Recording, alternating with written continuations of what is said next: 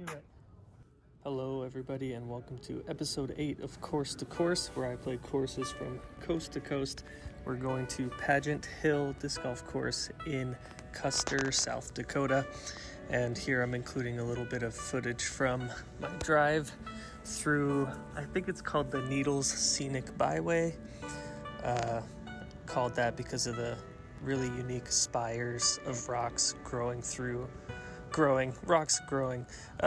formed throughout that park.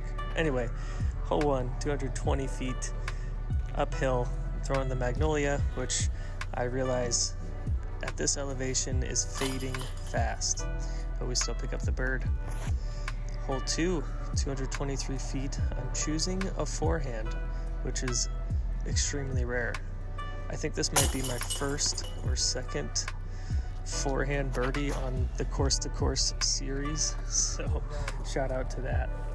Even my PA4 here is fading out a little bit on this uphill par 3, and we got a hot start, 3 for 3. I'm going Dougie Fur, and I'm kind of in the way of the shot, but as you can see, I land and get a nice roll down to these boulders. We got about a 15-20 footer downhill on this treacherous yet beautiful green. Cash it. I was really pleased after the first 2 holes to see us move into the woods, into this terrain, which really makes this course unique. I chose to play this one over Spearfish in Spearfish, South Dakota, but if you ever have a chance to play there, you should play there as well. I just wanted to try a new course that I hadn't played yet. And we miss our first putt. Hole 6, 262, largely uphill. Throwing the Sycamore, try and get a hyzer flip up there, and I give myself a good shot, but low on the putt. And we'll take another par, no problem.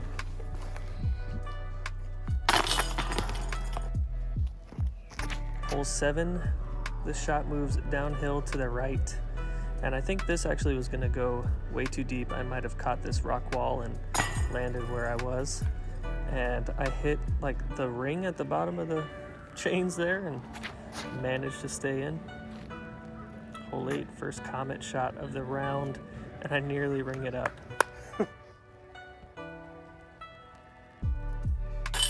And the comebacker's good. Hole 9, we're going around this water tower. Super short shot, throwing the baobab. Don't really want to go too far, and I put it pin high on the right. Hole 10 has 2 lines. I'm taking the hyzer. I think a lot of people might take that left side forehand. It gets you closer to the basket, I feel. And I just wasn't able to push this one straight enough as I come up on this mound, rocky mound green. The mistake today was leaving them low.